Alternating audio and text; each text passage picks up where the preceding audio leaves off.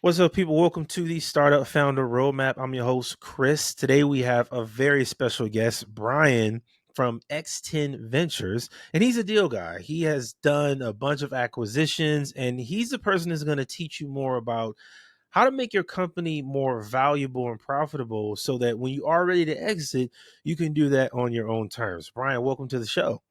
Thanks, Chris. I really appreciate you having me on. I'm excited to talk to your audience. So I always like to start off these kind of conversations with the proof, right? I want to give people a reason to listen to you. I said you're a deal guy, but I really want you to put that in a perspective for the founders that are listening. Like, how would you describe the deals that you have done so far? Yeah, so my career really started with a deal. I was placed into a company that had been recently acquired, and I was given kind of two mandates. It was like, okay, get the seller transitioned out of the business within 90 days, and then the second thing was, hey, I got to pay back everyone that I used to finance this business, and I got thrown into this kind of the understanding that you can buy businesses creatively, and there are ways to over leverage businesses. So I was thrown into a situation where it was an acquisition, but it was over leveraged, and the only solution to that was for me to double the sales. And so Mm, my experience as I moved forward, that was very early in my career, and then I was fortunate to get into a corporate development role for a family-owned packaging company a bit later, and that company had essentially been flat at revenue at about $40 million for about 5 years, and they just did not have a path for growth. And what we were able to do was, through a course of four acquisitions in a couple of years, get that company to $60 million in a pretty wow. quick fashion, whereas they've been flat for so long. So and then once I got out of the kind of that corporate world and started acquiring for myself, acquired 7 companies in about 14 years, and was fortunate to find good opportunities that had potential, and then double or triple them pretty quickly. So usually in the first year or two, get those companies scaling up. And so that's really been my experience. And so now, in the environment that we're in now with X10 Ventures, all I do is talk to business owners all day long, or Mm. people that are aspiring to acquire a business, their first business. And so I'm really entrenched in kind of what are the value drivers for a business to be valuable from an enterprise value standpoint. And then also, what are the things that are going to allow someone to have that exit that maybe they're thinking of when they start a startup business. Anyone who gets involved with a startup typically is thinking about, maybe somebody hit it big and sold something for 100 million, or came up with an amazing concept and Yeah. and got rich. But there's a real process that founders and startup people have to kind of go through in order to set themselves up for success. And Man, so that's part of what I'm excited to talk about today. I know you love that, being able to just sit and talk with business owners all day. I know you love that. That has to be like super fulfilling, man. Because me as a podcaster, that's kind of my sneaky way of doing it. It's like I do interviews. So now I have 3 shows and all of them are about That's business. awesome. Well, I'm So excited that we're connected, and I'm hoping we can provide some valuable content for all your shows at some point. yeah, man, I love that. I love what it is that you guys are doing. So with you being the deal guy, can you tell us about your favorite deal? Having done 7 so far, do you have one that stands out as like, wow, I'm really like proud of that one? It's really kind of like what I'm most passionate about now is getting those results for other people, because I've proven the formula with the acquisitions that I've had, and multiple successful exits. And those, like I said, the majority of those deals, I was able to find a formula and then get revenue and or enterprise value doubled or tripled within about a 12 to 24 month time frame. And so when I flip the script now, because now I'm on the client side trying to find those opportunities for clients. But it's really it's what we're passionate about is the whole matchmaking process of getting to know what someone wants to accomplish with an acquisition vision. And we work with kind of two avatars. We work with a C-level exec that wants to leave corporate and is going to be buying Mhm. his first business, and they need that support and that help. Or we're talking with business owners that want to grow through acquisition. So I'm able to take kind of that experience, that organic corporate development experience that I had, like I mentioned with that family-owned packaging business, and transform businesses that maybe have struggled with organic growth or just things have been challenging. When you look back in the last like 3-4 years, everyone had to reinvent their business through the pandemic, right? Yeah. Yep.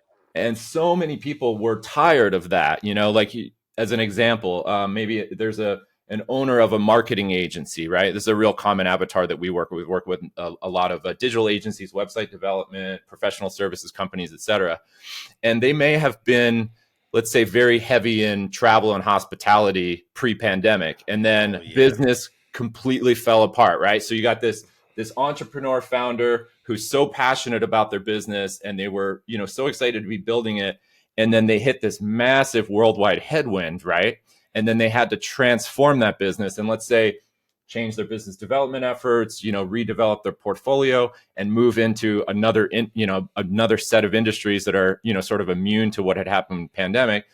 But in the course of doing that, a lot of founders, startup entrepreneurs, and founders are just tired. It just became really, really tiring, and so a lot of them just try to kind of get out of the business entirely or do something different. And what they Yeah. found is their business is just not as valuable as they thought it was, even if they transformed it from pandemic. And there's a number of reasons for that. And typically, and this is my biggest advice to anyone that's looking to drive higher value for their company, is what is your role in that organization, right? Like, how much are you involved in either the operations, the sales, or whatever aspect of the business? And I talk to a lot of business owners, like I said, every day. And that's typically the first question that I'll ask is like, how involved in that business are you? And the issue is if a founder or entrepreneur cannot take off, for 2 or 3 months and business continues to flourish, then how much is that business really, really worth, right? And who's the audience for that business to potentially acquire? Does that make Mm. sense? Yeah, I'm thinking like, how does that affect that process of the growth, right? So if I'm really really active and I'm engaged, would that help me grow faster versus if I have a massive team? Like, which side is actually the better portion from your perspective? Because you've done this a lot in terms of growing. You said 12 to 24 months, you're scaling, you're really growing these companies. Yeah. And so, is it better if I'm more active and I'm hands on, or is it better if I have a bigger team? Okay. Well, if you're trying to build enterprise value for your company, then if you're super active in the business, you might be growing it rapidly, but you're not really creating a ton of enterprise value, because the audience of companies, the audience of investors, companies, et cetera, that would look to buy a business that has an owner operator intimately involved in every aspect of the business is way smaller. An investor's not going to touch anything that's owner operated, right? An Wow. Okay. investor's looking for something that's set and forget. So when you flip the script and made the comparison between, okay, they're really, really active versus, hey, they got this management team, an investor's always looking for a management team, right? They're looking for continuity of operations. They're looking for fluidity of the growth, a consistent financial picture across 3 to 5 years, and they want that owner to be out of the org chart, above the org chart. If they're in it, then that's something that they have to think about replacing. And investors, private equity firms, whatever it is, they're not interested in taking on that lift, and so the pool of people that is willing to buy that type of company is just way smaller. And so it's really someone that's looking to replace that position, and almost like you're buying a job. We're not looking, we don't work with a Mm. lot of clients that are looking to buy a job, because it's like, that they're looking for investments and things that they can scale up.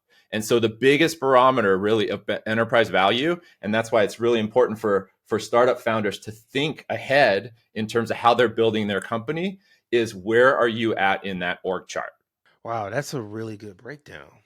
So Hmm. that's going to be the biggest driver. And so, like I said, if you can start planning for, hey, it's okay, startup founder always has to wear all those hats, right? You have to wear a lot of hats. Even the janitorial role, you gotta say yes to everything, and you just really can't say no to a lot. You got to hustle, you got Yeah. to grind. You're trying to get business.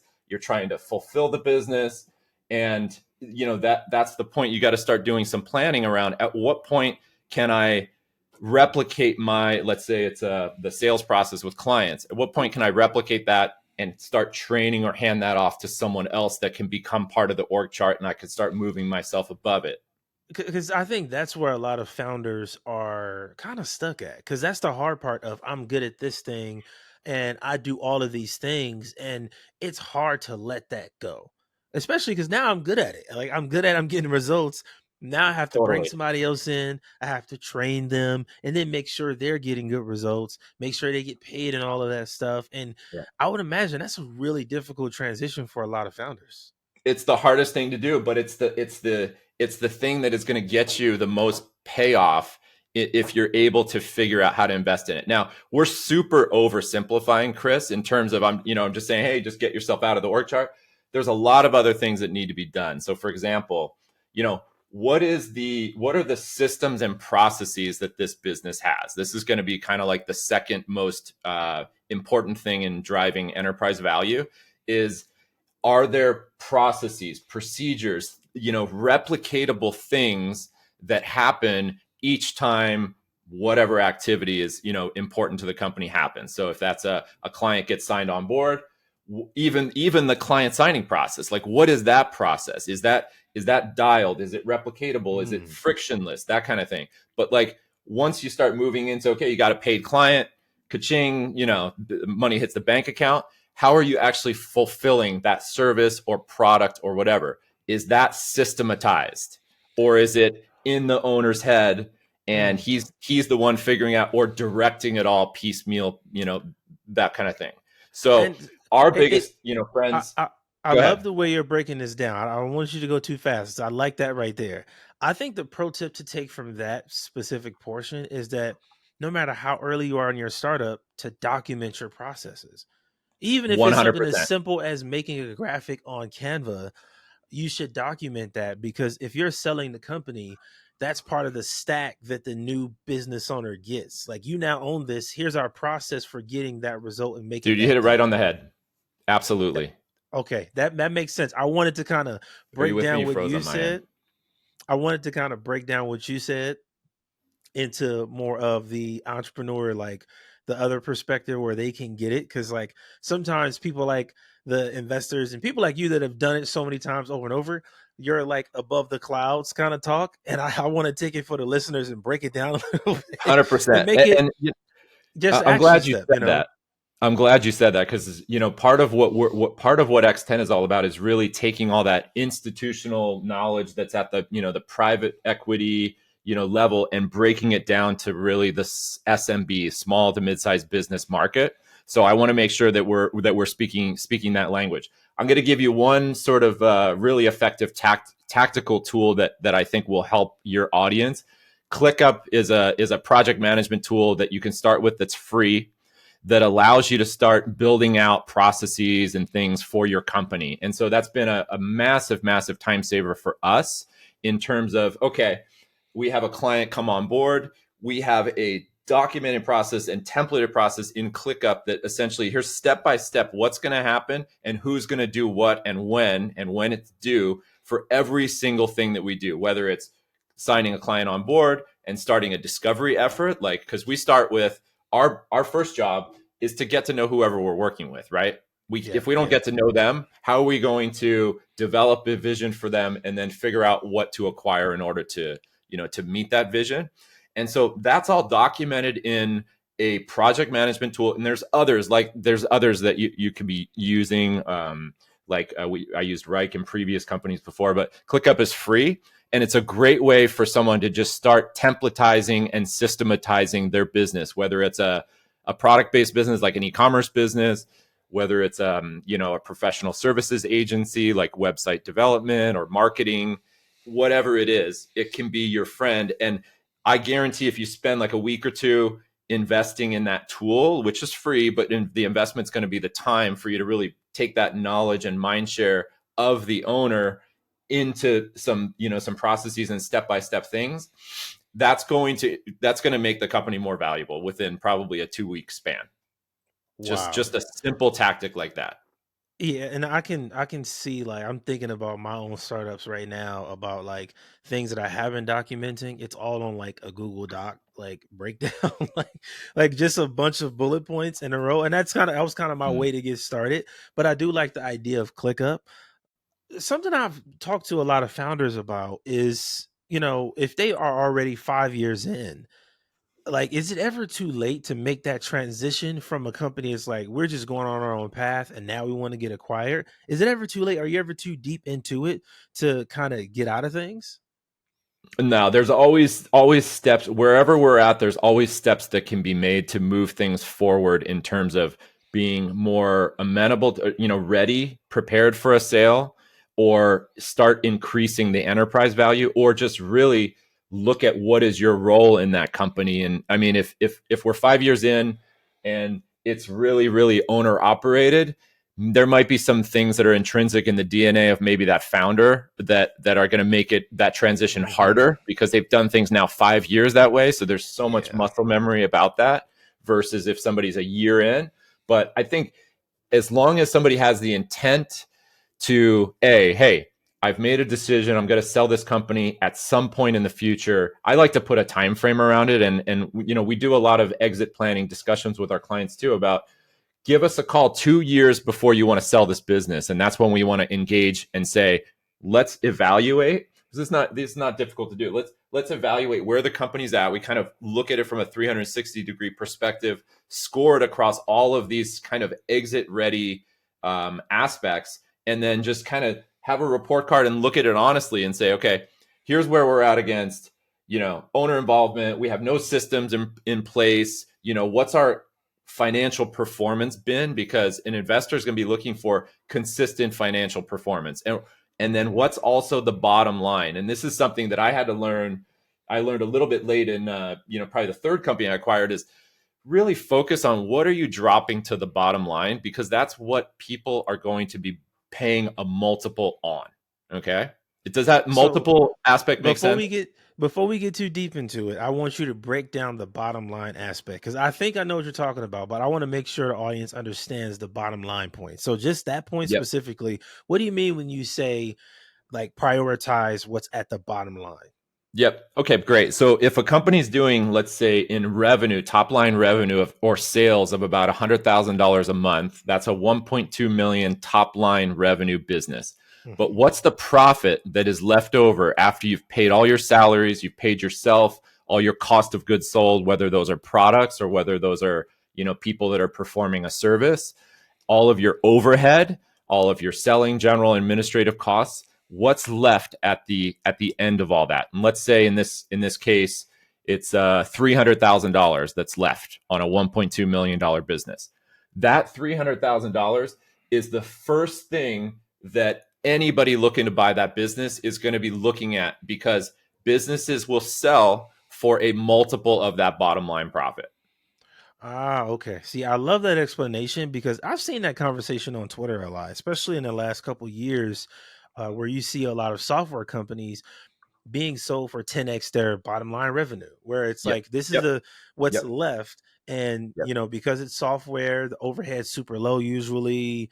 you know it will buy this for 10x of whatever that outcome is that Yep. something that how I know that's what it is for software. What is it for other, like you said, e-commerce business or service-based businesses? How does it look in other markets? It's going to vary on the industry. It's going to vary on the composition of the company, and it's also going to vary on what is the size of that bottom line profit. So if something's under $1 million of bottom line profit, the multiple is going to be capped at a certain sort of level. But because there's maybe investors are only looking for things that are cash flowing at least $1 million. But once you get above that, let's say $10 million profit level, then multiples can go even higher. But this is going to vary across industries significantly. So you might see, heating, ventilation, air conditioning companies might sell for a 3 to 4 multiple of their bottom line earnings. You might see, like in your case, some fast technology software company might sell for a 10x. I think in that case, what you're probably seeing is monthly recurring revenue is more valuable. So Mm, in the case of I'll use the example that we just cited before, Chris, of the company doing $100,000 a month. If every dollar of that sales has to be recreated month over month, meaning let's say it's project based. Let's just yeah, take a simple example of like a construction company, right? And let's say they have some long-term projects, but every month they're essentially having to go get a new project. There's nothing that's on repeat, like set and yeah, forget. Versus a software company, they might have, 1 million people paying $20 a month for a subscription. That makes that company way more valuable because that's all super consistent, right? that makes sense. The chance of 1 million people dropping their $20 subscription unless some amazing competitor came in, it's just not likely to happen. So that gives you a lot of consistency, and that's something that investors are willing to pay for. So that's the monthly recurring revenue component. That's another concept that we're kind of throwing out there. So stark difference, Chris, between that same company doing $100,000 a month, but they got to go hunt and forage for that $100,000 of Yeah, sales every month, versus another company where it's set and forget on credit cards because there's 1 million people charging $20 a month. That company is going to be perceived and sell for a much higher multiple than the first one. that's why MRR is such a big deal in this space. Like if you look on Exactly. LinkedIn, you see so many posts where people talk about that and they rave and brag about it. It makes sense because if you do want to exit, then it just makes it way easier to exit. And Um, your multiple is going to go way up. Yeah. Yeah, and that makes so much sense. So another one, I love having this conversation with founders about like getting paid when your company is sold. Like kind of the fun part of like going to the bank and you see the big lump sum.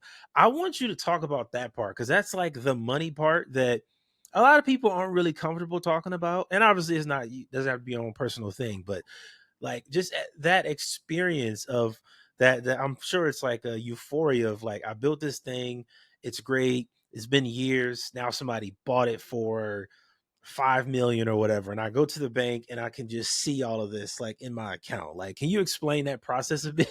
Yeah. I mean, it's an amazing payoff moment. And then I would say from a lot of the people that I've talked to that have been in a similar situation is you also get a reality check after, in terms of like, okay, now what? Right? Like, what do I do? And if it's a kind of like a serial entrepreneur, has a bunch of different businesses, it's probably just going to redirect some of that energy into something else, and start building immediately. But for people that had one thing, that gets really challenging for them, because it's like, okay, yeah, you got the money in the bank, maybe you checked all the boxes for some bucket list stuff that you did, but once that's done, essentially, you're still an entrepreneur at heart, right? And Yeah. you're still going to want to find something. And so what I advise is, make sure you're going to be really comfortable with whatever that non-compete is, because whenever somebody's going to buy your company, if you did something great in the space of e-commerce or whatever it is, they're not going to let you sell that company and then go create another startup that's just going to compete against them. That doesn't happen. A non-compete's pretty much going to be a component of anything.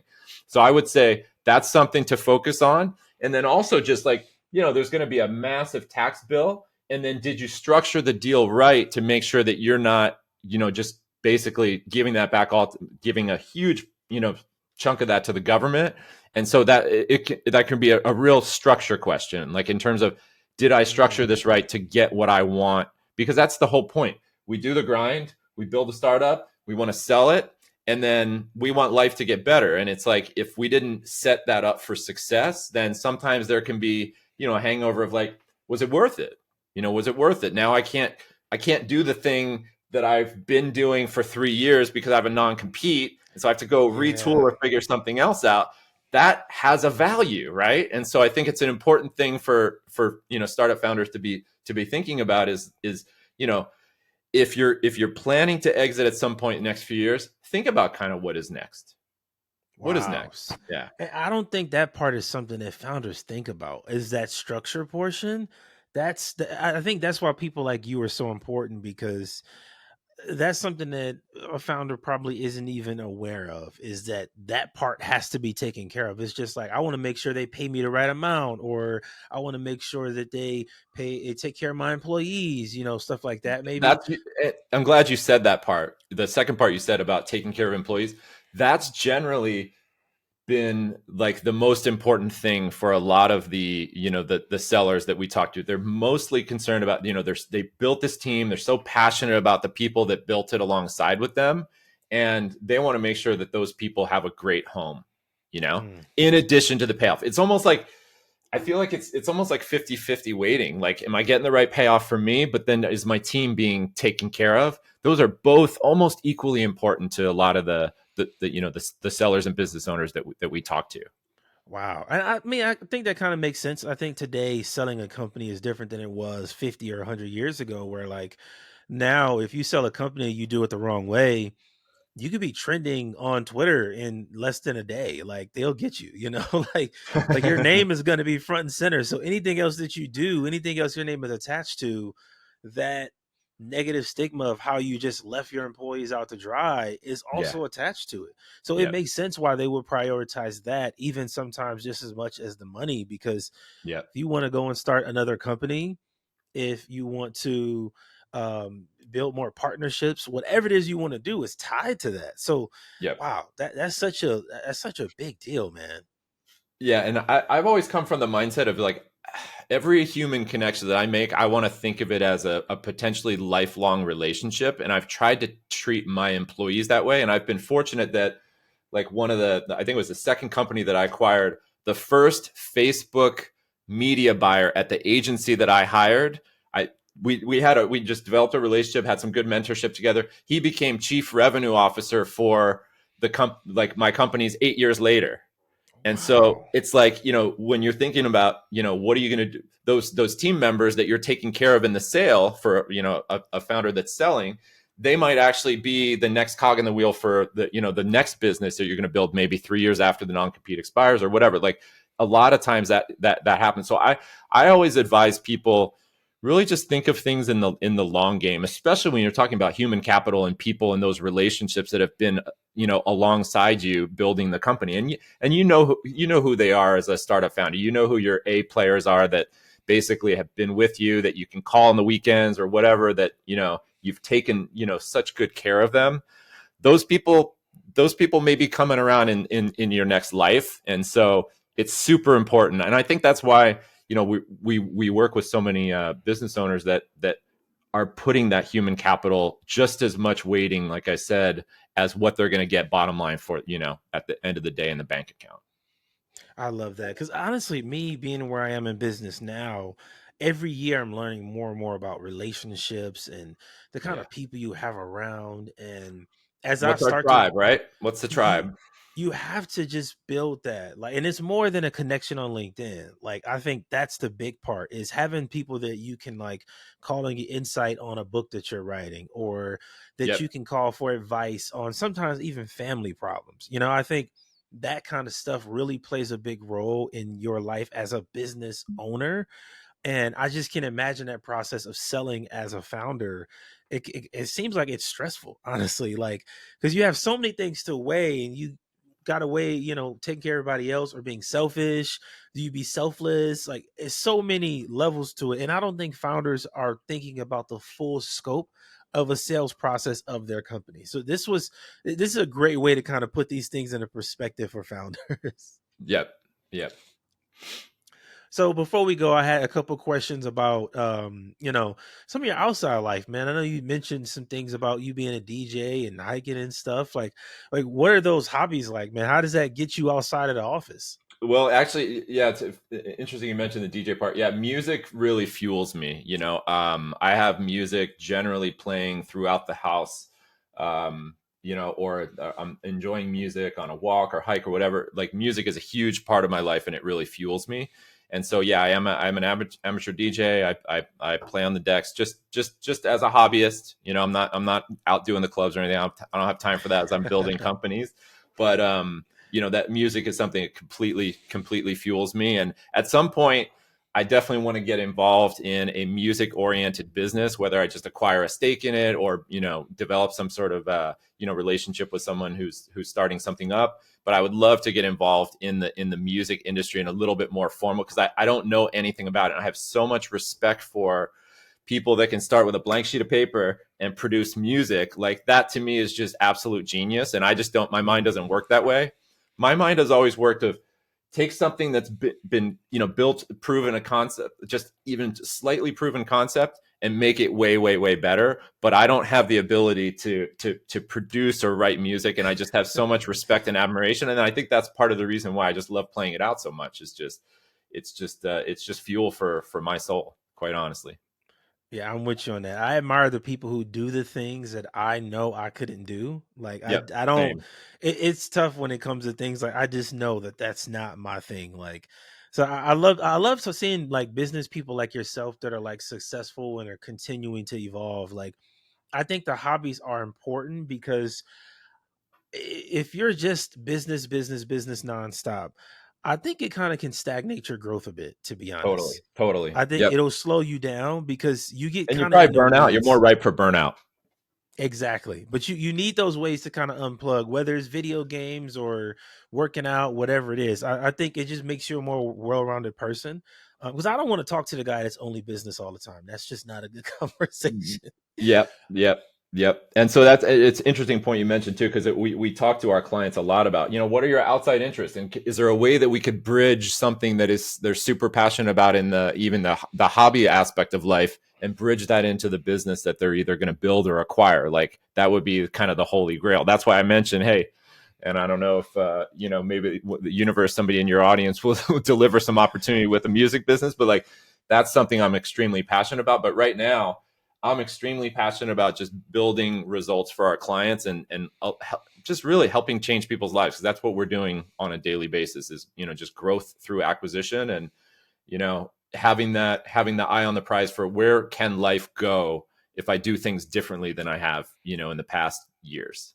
It's kind of the I story. love it, man. This was a great conversation, man. I loved having you on to kind of give founders this different perspective, and even me, because I don't. All the companies I have now, I don't look at them like, oh, I would sell this at a certain point. Like, I have a number of like, if it's a ridiculous number, then yes. But some of this other stuff, I wasn't even thinking about. Like, it What wasn't even on my tell mind. Can you tell me about your favorite kind of startup that you've been involved in or are involved in? Like, what are you most passionate about besides the podcast and building this audience? Well, what's funny is I found a way to like, because I love podcasting. I've been doing this since 2015. I found a way to it's so hard to explain. Every area of my life is podcasting. So I have 3 different podcasts and all of them have different products attached to them. I have a podcast agency and I have podcast software. So I Okay. have 5 different companies that Nice. in a way revolve around podcasting. So it's such an interesting space that I'm in cuz everything is centered around podcasting but in a different way. So it's fun because I enjoy every day. I'm either recording or editing something, and I just get to do what I love in so many different aspects. So I don't know. It's weird because I'm kind of in this bubble, but it's kind of a life I set up like perfectly for myself. That's why it's like I don't know if I would sell that. Like I might sell some of the things attached to it or something, maybe, but it's just I've been able to really set up this space of my life that's kind of perfect just for me. That's Like awesome, man. That sounds to like design a life. I love it. If you could design a life it's around crazy. all your It's crazy. passion, I mean, that, like I said, that's the holy grail, man. So let's I want to do the sign off here. Brian, please let people know where they can connect with X10 Ventures, where they can, reach out to you if they're a founder that has more questions, where can they consume some of your content, all of that good stuff. Yep. You can reach out on our website at x10ventures.com. You can also look me up on LinkedIn, but x10ventures.com, just go ahead and click the button. You can schedule time, get on my calendar. We can have a conversation about what you're looking to do, what your plans are, and what your time frames are, and see if we can add some value in your life, or at least make a human connection, and see if we can build the network and go from there. All right, man. Brian, thanks for being on. I appreciate it. Thanks, Chris, for having me. I really appreciate the time, and look forward to connecting again.